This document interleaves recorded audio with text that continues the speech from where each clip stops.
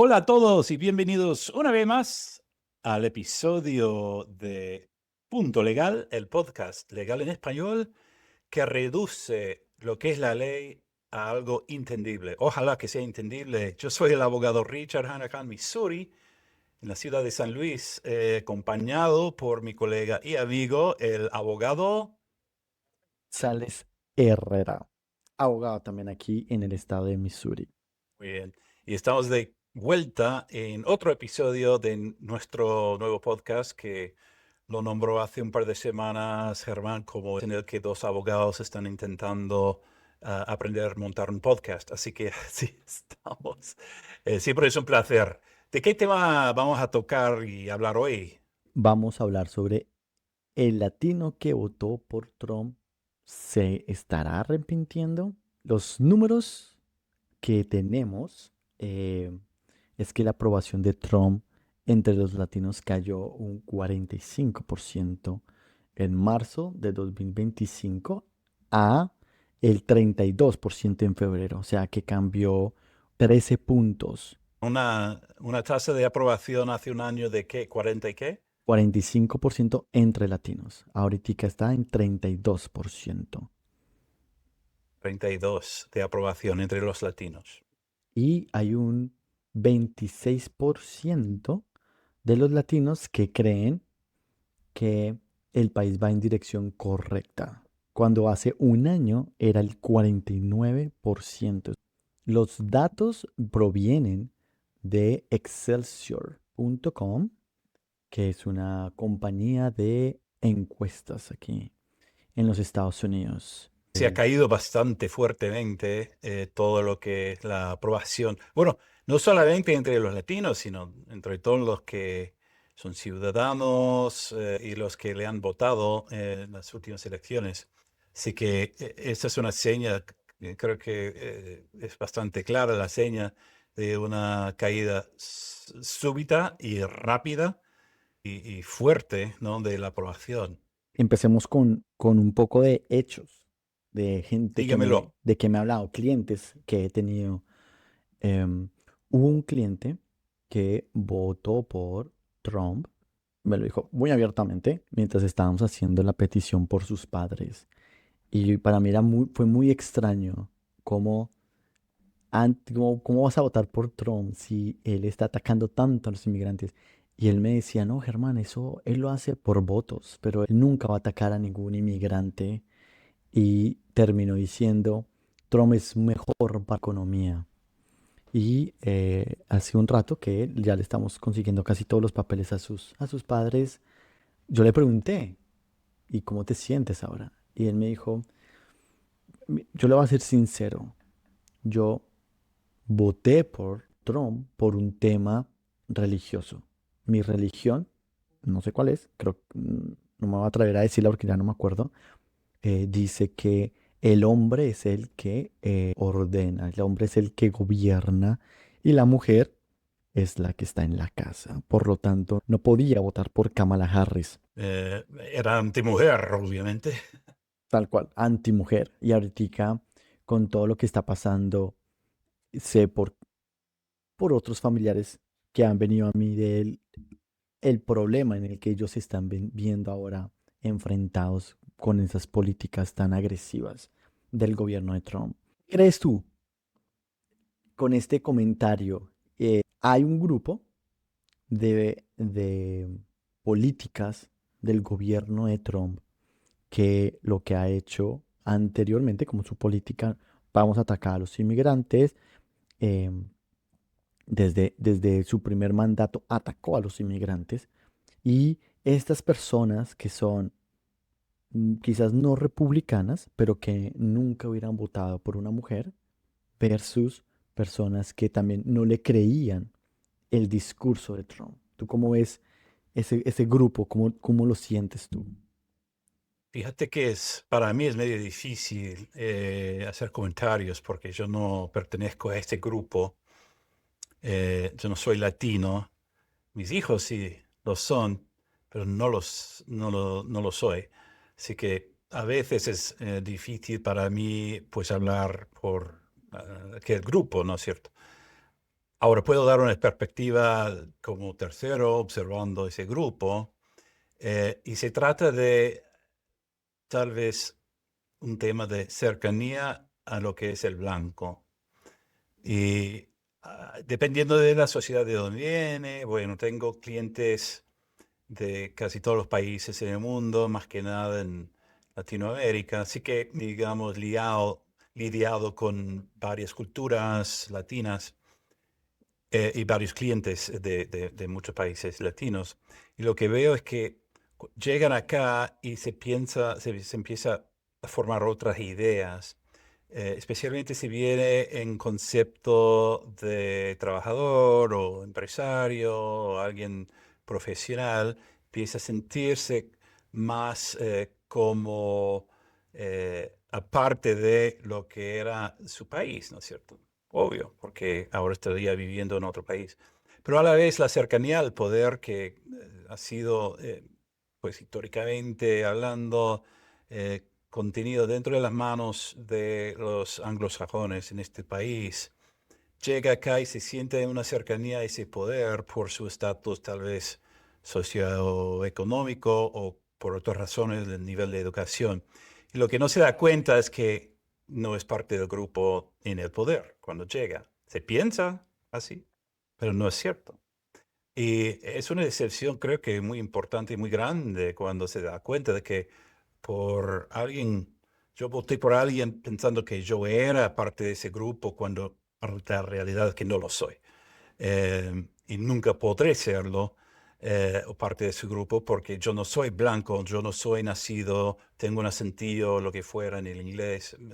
Es otra manera de hacer pues el otro a alguien más ajeno al ser humano que es. Y pues a veces se entiende después que se haya equivocado. No sé. No, no, creo que le acabas de dar muy bien al clavo, como diríamos en mi país, y es, yo creo que la pregunta que tenía que haberte dicho es, ¿ese voto era un voto legítimo o un voto engañado? Y lo que tú acabas de decir, yo creo que esa es la mejor respuesta, porque es, hay un grupo de hombres blancos fuera de Estados Unidos, por ejemplo en Colombia, en Sudamérica, en Latinoamérica, que realmente no son blancos para Estados Unidos. Como tú dices, están engañados un poco de, yo sí soy blanco, ahora voy a ir y me voy a sentir identificado porque son las mismas políticas que yo apoyo en mi país, voy a apoyarlas aquí porque yo también soy blanco.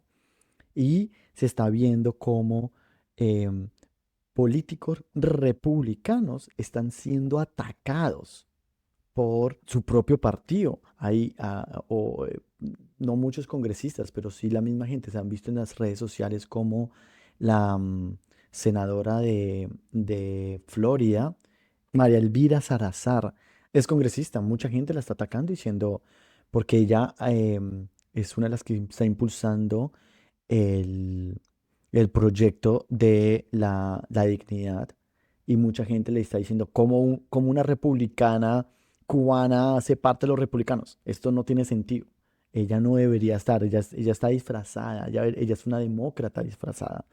Está alguien muy polémico, pero viene un poco con la misma línea, que no sé si estás pensando en la misma colombiana que estuvo haciendo política aquí en el estado de Missouri hace un año y ahorita se fue para Texas a seguir esa misma política engañándose a sí misma y que ella también es blanca y haciendo los mismos comentarios que los radicales de la derecha del gobierno están diciendo y la Inclusive callaron. peores, ¿eh? Y peor, sí, peores, también estoy de acuerdo. Em, y la sacaron del casi del partido, le dieron toda la espalda. Y una de los comentarios que yo veía en las redes sociales hacia ella era, pero ¿esta qué se cree? Esta no es blanca, esta no es rubia, no estoy importante, no estoy diciendo que em, solamente los blancos tienen este poder. Es dentro de Estados Unidos, como tú bien lo dijiste, la fundación de los que han sido más racistas, en contra, xenófobos, han sido un ala muy blanca de la derecha de Estados Unidos y también pasa lo mismo en otros países. Pero el colombiano con esas ideas viene aquí a Estados Unidos y es tú eres el que ellos están atacando ahora. Entonces Exactamente. es un voto legítimo o engañado. Creo que ese sería un del tema. Autoengaño. Es un autoengaño muchas veces, porque se cree, desde mi punto de vista, se cree pues la realidad en su país va a trasladarse a una realidad en Estados Unidos. Es muy difícil de trasladarse. Hubo un congresista venezolano que huyó hace 25 años más o menos a Estados Unidos, que se presentó, se postuló como congresista el año pasado, fracasó, pero igual fracasó del lado de los demócratas, dándose cuenta obviamente de que al llegar acá, luego de haber sido inclusive congresista en la Asamblea Nacional de Venezuela, pues no le pone ningún rango, ningún grado más adelante o más alta que cualquier otro inmigrante, porque lo que deberían de empezar a darse cuenta es que el inmigrante es el inmigrante. El inmigrante llega, digamos, en la misma lancha de cualquier otro inmigrante, desde el punto de vista de esta gente que está ahora en el poder, ¿entiendes? Entonces no importa si eras congresista inclusive y que todos sus antepasados hayan llegado de Europa y tal, no importa. Es una cuestión muy, digamos, particular de los Estados Unidos también, y se trata de nuestra historia desafortunada de racismo, desde mi punto de vista, tiene mucho que ver. Y uno llega acá viendo al presidente Trump y su administración y sus actuaciones como muy cómodas, muy, o sea, no son muy del otro lado de la luna, o sea, porque tienen esa experiencia con el hombre fuerte, el caudillo, y eso es lo que pretende hacerse aquí en Estados Unidos nuestro líder. Lo ve de una manera con experiencia, pero se equivoca a la vez, creo yo. Algo que pasa muchísimo con el gobierno de ahora es cómo están legitimando el, el uso de la fuerza, las mentiras y todo está bien. Así como ellos se sienten protegidos en, en ese mundo de yo estoy, este mundo blanco, yo soy el que poseo la verdad, así sea totalmente la mentira, la voy a poseer y se las voy a decir al mundo. Y, y como hay una gran grupo de personas que repiten esas mentiras, yo he escuchado personas siendo abogados inclusive que atacan, todavía utilizan la palabra ilegal para referirse a una persona que entró sin documentos o sin inspección. Se refieren a como si el ilegal no pudiera, por ejemplo, hacer empresa cuando es totalmente falso. Entonces, los mecanismos, estamos en una economía que es muy abierta, es una economía que es muy fuerte y permite crear empresa, permite a las personas pagar impuestos a pesar de que no tengan un estatus migratorio en los Estados Unidos.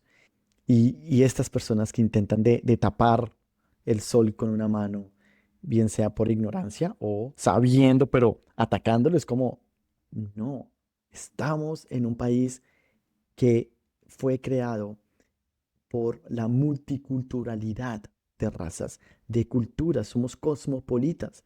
Si nosotros atacamos ese core, ese centro en nosotros de la cosmopolita, lo que estamos haciendo es devolviéndonos 20, 30, 40, 50 años atrás, mientras otros estados que están aprendiendo otros idiomas. Uno ve casi todo el norte de Europa, cada persona sabe 3, 4, 5 idiomas y es como eso le da riqueza al país, le da riqueza cultural al país y nosotros estamos es ahora tapando y ahuyentándole a esa riqueza. Eh, Luego vamos de nuestra pausa breve. Para aquellos que quisieran agregarse a la lista de auspiciadores de este programa, pueden ver cómo se ponen en contacto con nosotros para hablar de negocio. Ahora volvemos.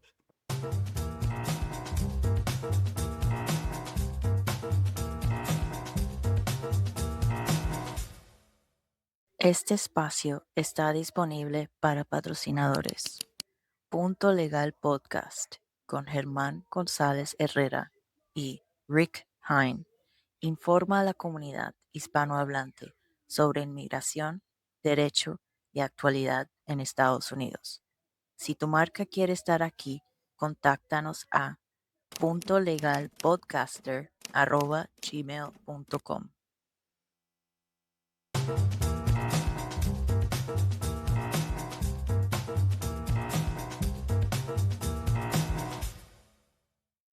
Bienvenidos aquí otra vez a Punto Legal, donde les explicamos las leyes de una forma sencilla para toda nuestra comunidad hispanohablantes.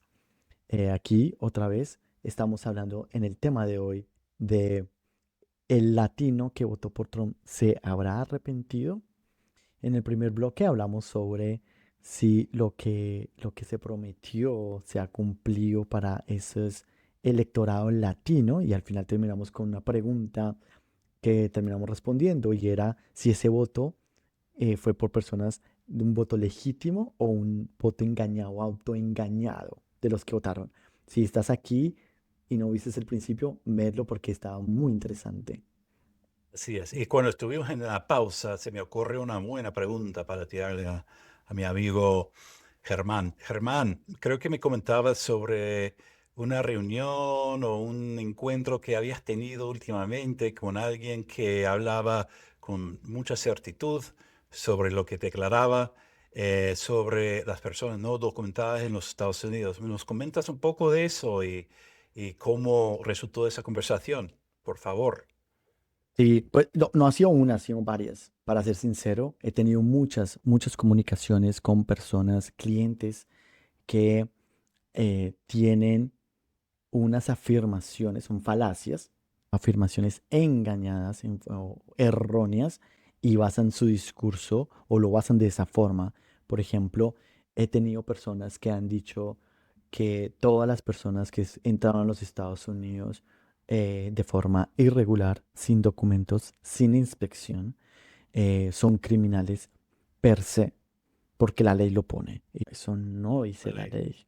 Eso es quitar todos los tratados internacionales que hemos hablado aquí, creo que en casi todos los episodios siempre tenemos un poquito diciendo el asilo se creó después de la Segunda Guerra Mundial para evitar que las personas se quedan estancadas donde los están siendo agredidos y puedan huir de sus países. Y el entrar a otro país de esa forma irregular no crea un crimen para nada. También he tenido personas que me han dicho que los indocumentados, que ese es lo que más se escucha también, es que ellos no pagan impuestos cuando ya creo que hay demasiada información donde pagan billones en impuestos. También he tenido personas que me han dicho que lo que dije en el primer bloque, que ellos no pueden crear empresa, que básicamente el aporte económico de ellos es simplemente una mano de obra en quizás alejada, pero que las empresas técnicamente son gringos o estadounidenses o personas que tienen un estatus legal.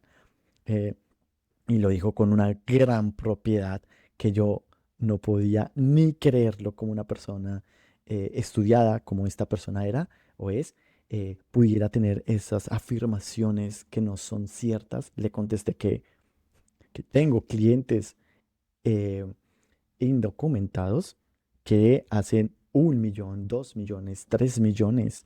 Estamos en un subproceso migratorio hoy día y en sus taxes lo puedo ver y es algo que a mí me deja boquiabierto. Tengo clientes indocumentados con más de 35 propiedades en los Estados Increíble. Unidos y es como esta gente apoya la economía, pagan muchos impuestos y para quitar el mito, sí hacen empresas, tienen empresas a su nombre con el número de identificación de impuestos personal, individual. Em, entonces, es importante que estos mitos siempre creo que tenemos que hablarlos, así sea una vez, un minuto en casi todos nuestros episodios para que la gente se Exactamente. entienda. Para mí es muy interesante saber que hay tanta gente hablando, bueno, no puedo decir la palabra, pero hablando pura falsidades. Hay otra palabra que quisiera decir, y con 100% de certitud de que esto sea cierto, ¿no? Como si fuesen, pues, profesores de derecho en la Facultad de Derecho de Harvard o algo, cuando es totalmente sin ninguna clase de fundamento en el derecho ni en la ley. Son ideas totalmente equivocadas y basadas en qué, en ignorancia tiene que ser, o en lo que tal vez quisiera que fuera la ley. Y por eso dice, así dice la ley, o así establece la ley, sin ninguna clase de formación legal. Esa gente es muy difícil de contrarrestar porque habla con certitud y la gente se la cree. O sea, a pesar de que las falsidades de la boca que caen de la boca son repetitivas y muy equivocadas. Y mira que muchas personas, por ejemplo, en el tema de impuestos, muchas personas que me lo dicen, que son ciudadanos que han vivido muchos años acá con algún estatus migratorio, me dicen, es que la, la que, la que trabaja, la que limpia mi casa, yo le pago en efectivo y seguro no paga taxes. Y es como, pero ¿te consta que no paga taxes? Hay mucha gente que, sí, o sea, normalmente la gente reporta, cuando recibe en efectivo, reporta taxes. Ahora, Sería es, interesante plantearle una pregunta adicional, perdona que te dime, interrumpa, a dime. ese gringo, a ver si le haya emitido el documento fiscal 1099 a ese trabajador, como debería de hacer y como establece la ley fiscal en Estados Unidos. Si Y está empleando a una persona no documentada y diciendo, oh, pero no debería de pagar impuestos, pero usted está cumpliendo también con la ley, vamos a ver. bueno, mira que eso es un poco también la respuesta y es de quién es la culpa si no pagan impuestos. Muchas veces yo tengo clientes que no han pagado impuestos por ciertos años y cuando les digo, Yo usted también. sí tiene que pagar, ellos no tenían ni idea que podían, no sabían que existía el cómo, les explico el cómo y se ponen al día con sus impuestos. Y muchas veces también viene lo que tú acabas de decir, el que los contrata no les emite ningún documento, ellos pues nunca saben que tienen que utilizar el 1099 para reportar sus taxes.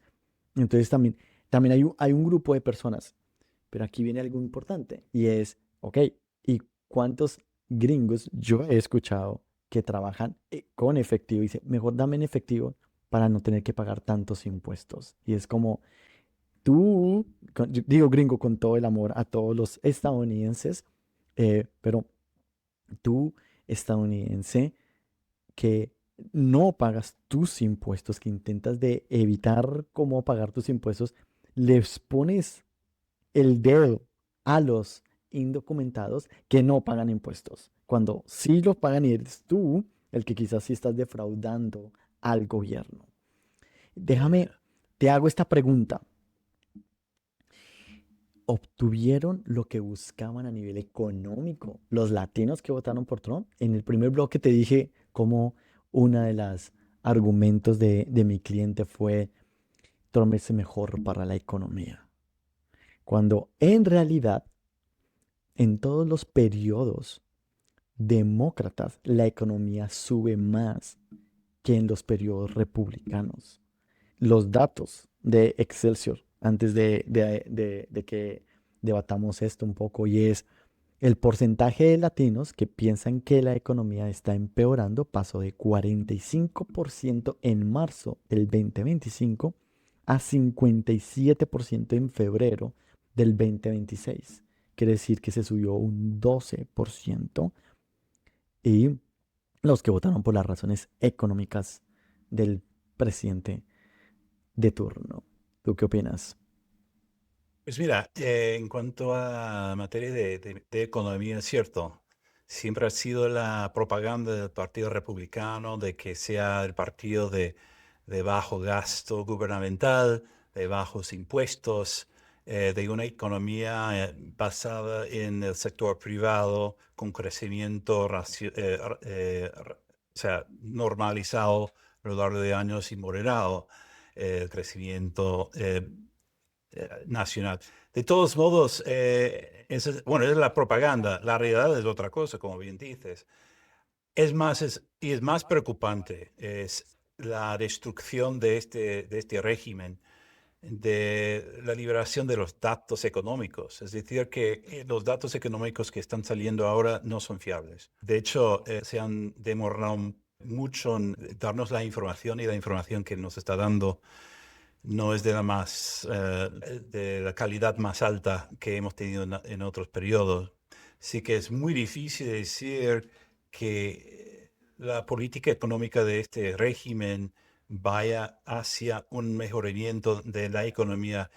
Además, agregaría esto, que la cuestión de los aranceles tuvo un impacto sumamente importante en la economía de los Estados Unidos y le costó a la familia promedia de los Estados Unidos, creo que eran $1,200 en gastos adicionales. Eso es un impuesto, el arancel, para que la gente sepa, y descartando todo lo que diga el régimen porque lo que dice sobre los aranceles es falso.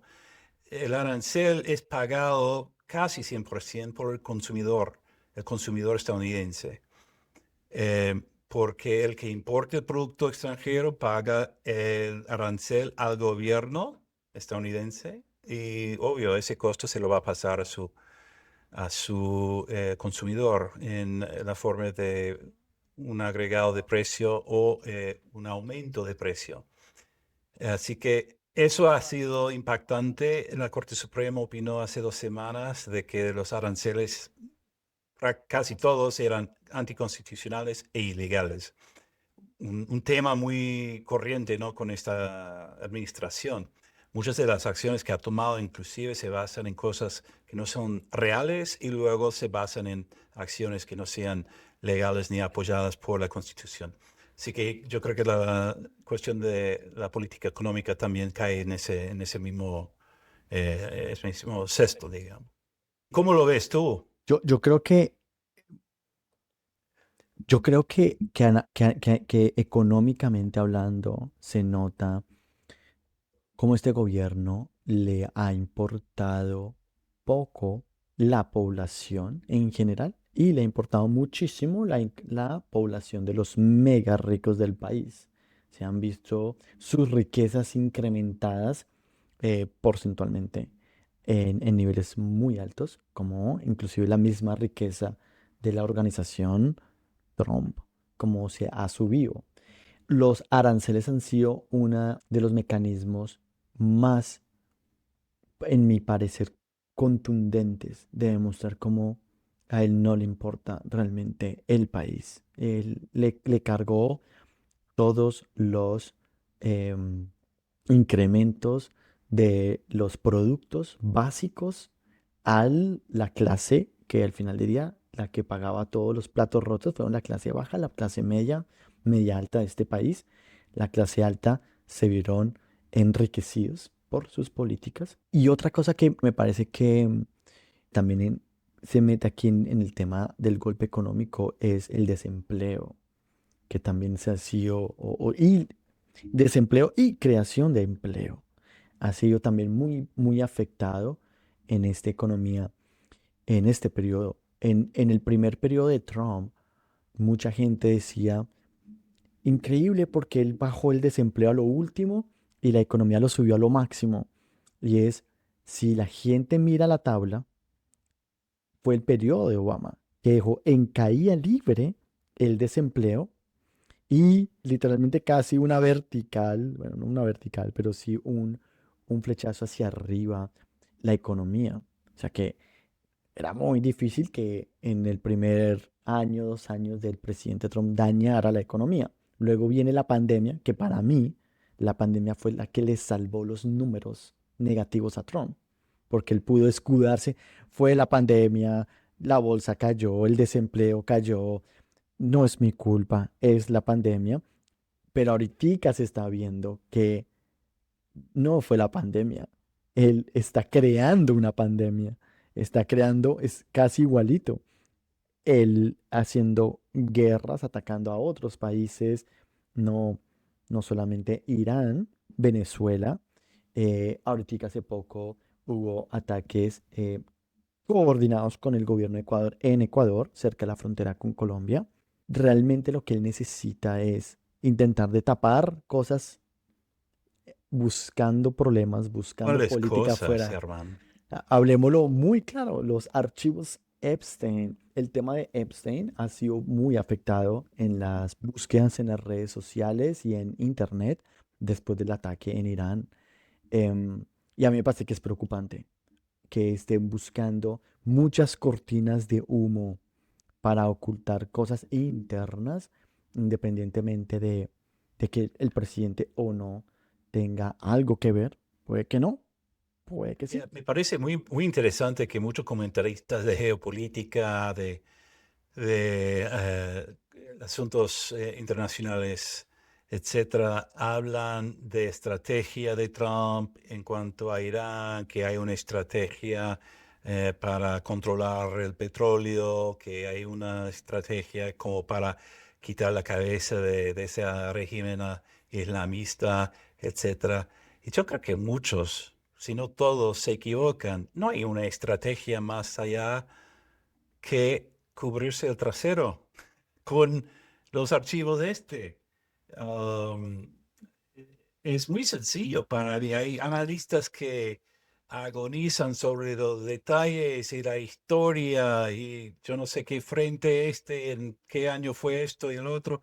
Y esto es una continuación de... No, es algo muy sencillo. Es un señor que se siente amenazado por su pasado, que va a destapar en algún momento y va a reventarse, porque lo que se está ocultando tiene que ser grande. Si no, no estaría tomando tantas actuaciones como para desequilibrarnos y esquivar la liberación de esos datos. ¿Cómo lo ves tú?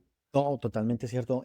Y pongámoslo en gracia de discusión, que el tema de control de petróleo eh, tiene algo que ver, pero es cómo utilizar la fuerza bruta, algo que se ha visto por años que nunca funcionó, traer esas políticas del siglo pasado para intentar de controlar los actores políticos en el panorama mundial. Em, Al final del día lo que está creando es, obviamente todo esto para una cortina de humo. Obviamente está intentando controlar el petróleo también en otras regiones, pero al final del día lo que se está viendo, nosotros nos vamos a ver afectados porque ahora la gasolina está subiéndose, lo cual es otra cosa. Hay actores económicos que se ven beneficiados por esto. Claro, los que tienen grandes acciones en temas de petróleo, porque los stocks, las bolsas de valores de gasolina, del gas, todo eso se está subiendo.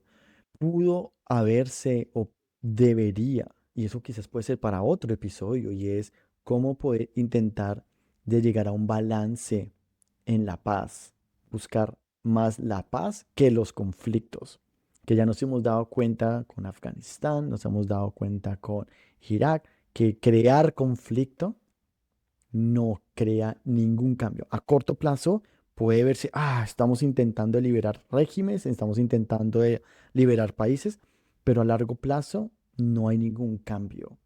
Simplemente es algo muy a corto plazo.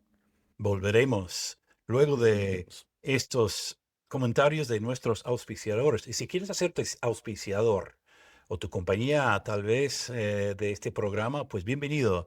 Y puedes ponerte en contacto con nosotros en nuestro email que aparecerá en el anuncio que sale. Ahora volvemos.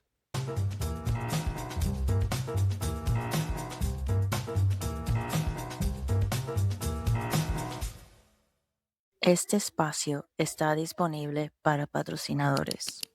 Punto Legal Podcast con Germán González Herrera y Rick Hine informa a la comunidad hispanohablante sobre inmigración, derecho y actualidad en Estados Unidos. Si tu marca quiere estar aquí, contáctanos a puntolegalpodcaster@gmail.com.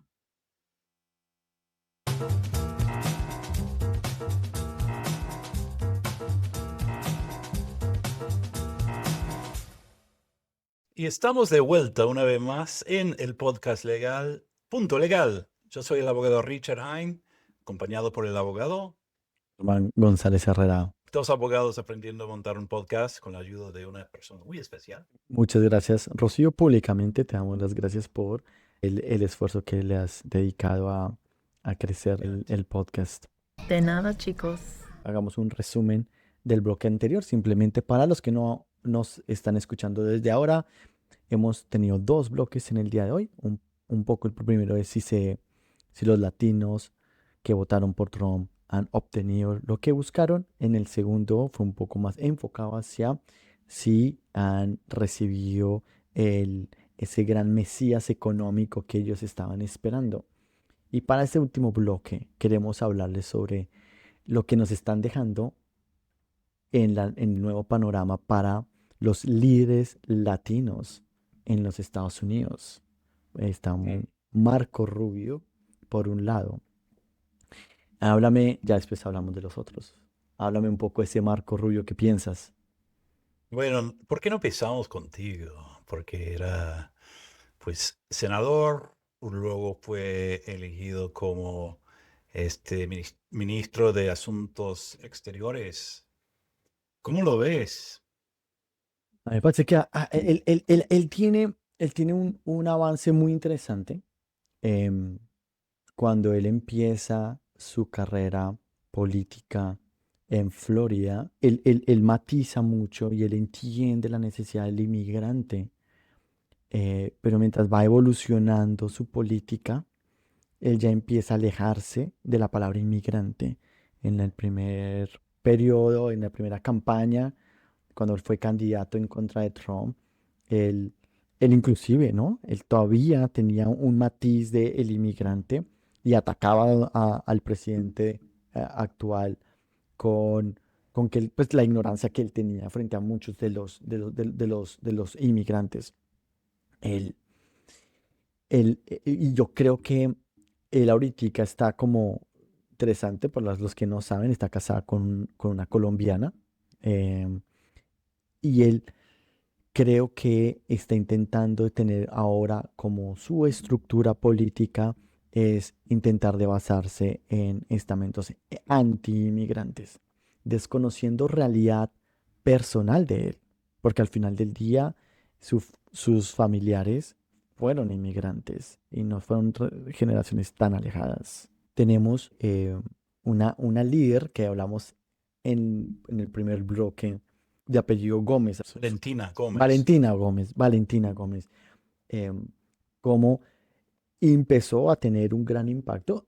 En lo personal, creo que muy equivocadamente, pero aquí en el estado de Missouri, su votación en comparación a sus otros no fue tan alejada. No, no ganó, pero ya estuvo como de séptimo puesto, pero muy con pequeñas diferencias de votos con los primeros cinco que le seguían. O sea que a mí me sorprendió que tuviera una votación tan alta.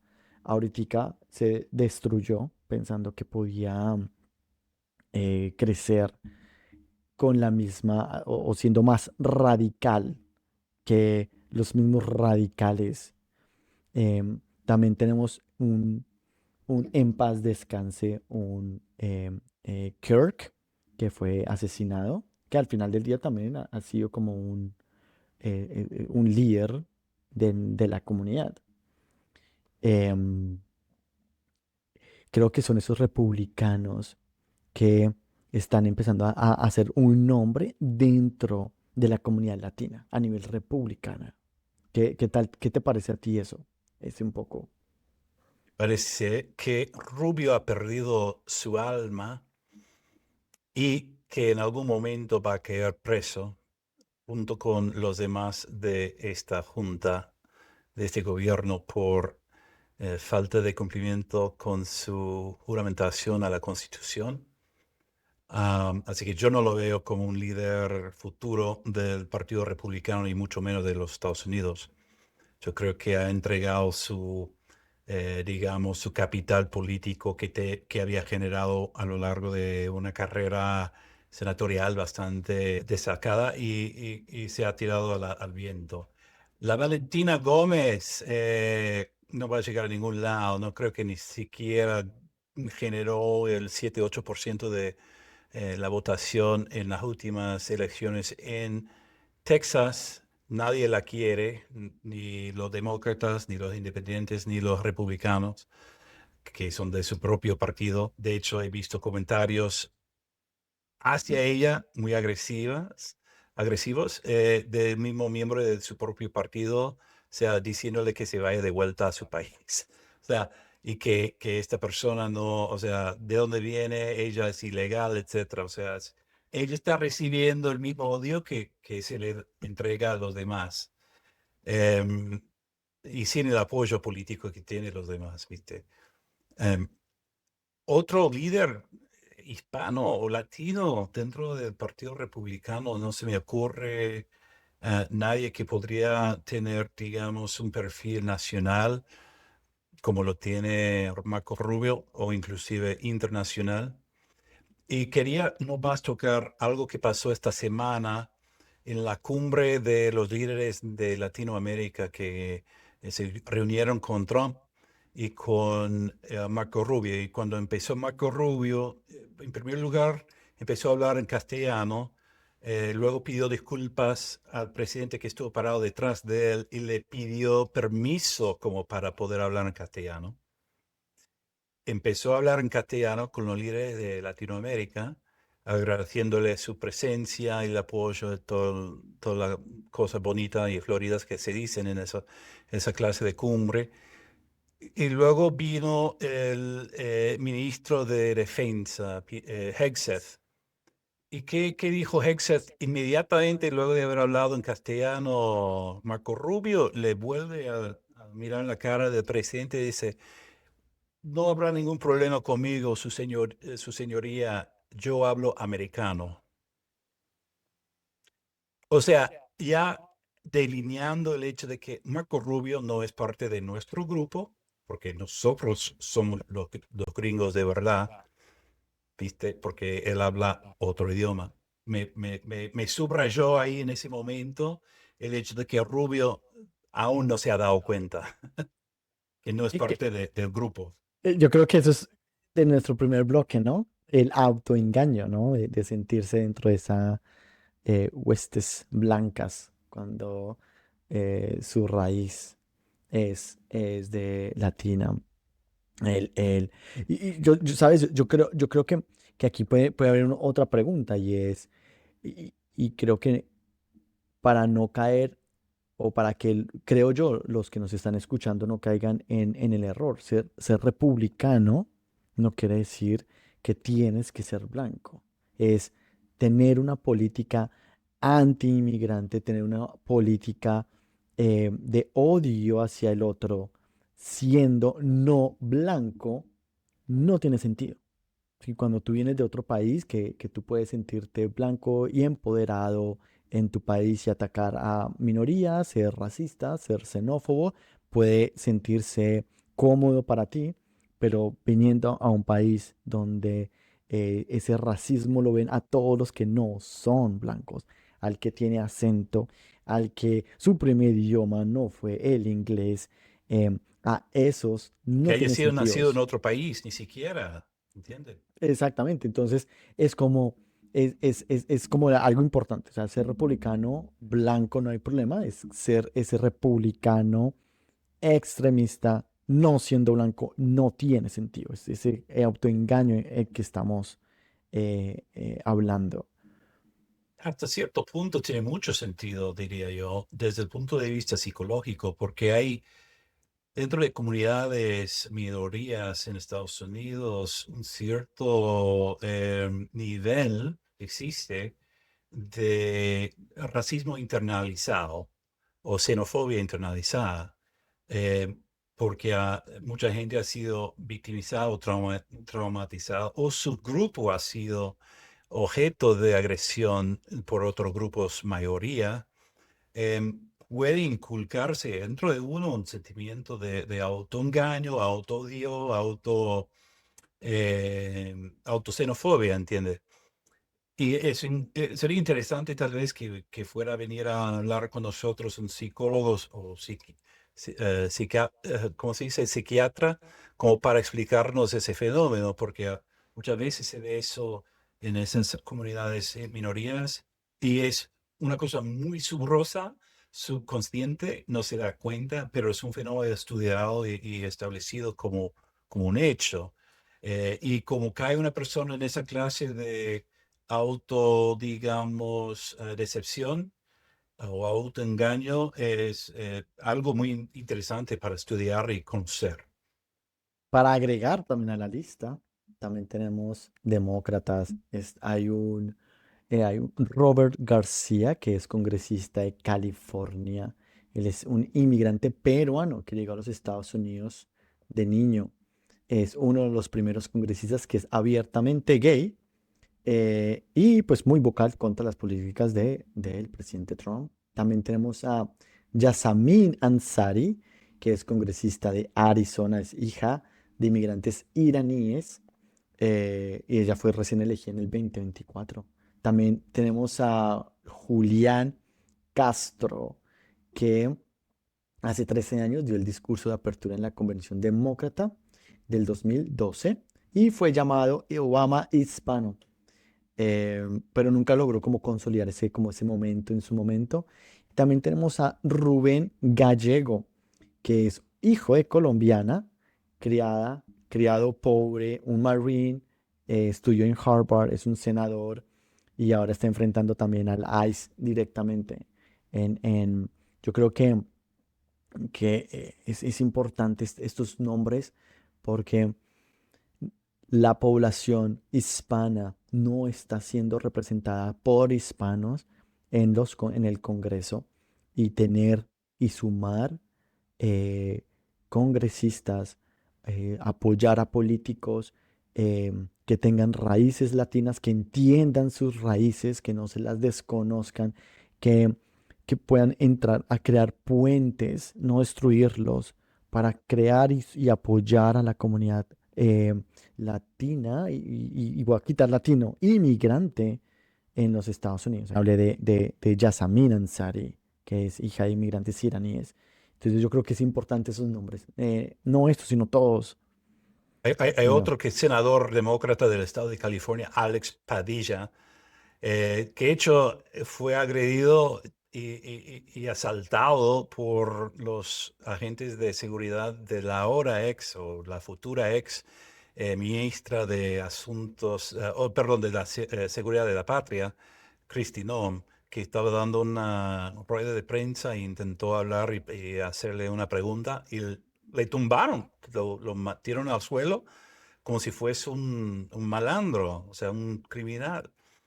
Luego de haberse identificado como senador y por nombre, y esto sucede en un edificio federal donde hay tanto control con los magnetómetros, etcétera. Cuando entras hay que pasar por la máquina de seguridad, así que no hubo ninguna amenaza de arma ni nada tampoco. Así que ya, hay varios, pero no hay muchos del lado republicano. Tienes toda la razón, pero creo que sería interesante tener un grupo de hispanos o de inmigrantes que entiendan sus raíces dentro del Partido Republicano, porque al final del día el ser republicano no es igual a ser anti-inmigrante. Tenemos a Alexandra Ocasio-Cortez, creo que es una de las grandes defensoras inmigrante en el Congreso. Hay una lista muy grande de demócratas que hacen parte del Senado y de la Cámara. Hay uno que se llama Masi Hirono, que es de Japón. Andy Kim, que es Estados Unidos y Corea del Sur. Está Ilan Omar, que es somalí. Tenemos a Jayapal, que es de India. Tenemos a Krish Shamurti, que es de India. Robert García, que también hablamos, que es del Perú. Salud Carvajal, de México. Raúl Ruiz, México. Adriano Espaillat, que es de República Dominicana. Delia Ramírez, que es de Guatemala. Eso es por nombrar algunos. Y de republicanos que se conozcan o que tenga aquí, está Marco Rubio, que es de descendencia cubana, Ted Cruz, de descendencia cubana canadiense. Tenemos a Bernie Moreno, colombiano, interesante, que también es demasiado extremista, curioso. Está Juan Ciscomani, que es mexicano, Dan Crenshaw, que es del Reino Unido, David Rosser, alemán, y Andrew Clyde, canadiense.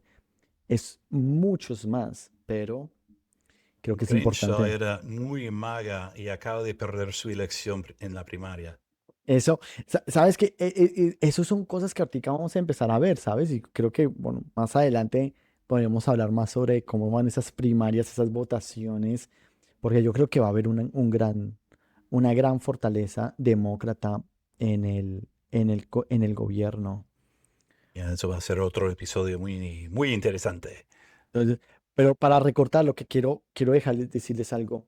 em, Rick y yo estuvimos el mes pasado, en febrero, en el día del Capitolio Hispano, y me gustó muchísimo. Hubo un panel de 6, 7 personas alrededor de todo Estados Unidos. Son esos los líderes hispanos que tenemos, y yo creo que es algo que está creciendo mucho en Missouri, afortunadamente. em, para toda la gente, el que nos esté escuchando, em, tu voz importa, y tu voz se puede usar de muchas formas. Se puede a través de los votos, a través de podcasts, a través de tus redes sociales, pero es muy importante que siempre eduques ese voto. No importa si eres republicano, liberal, demócrata, de ninguna participación o de ninguna denominación, pero siempre educa con cifras correctas. No lleves al fatalismo, no vayas simplemente al hecho que no son reales. Intenta siempre mirar tu información, tu data, intenta confrontarlas con otros, porque no estamos hablando de una ideología. Estamos hablando de un país, estamos hablando de una comunidad, estamos hablando de cómo nosotros podemos crecer nuestra sociedad.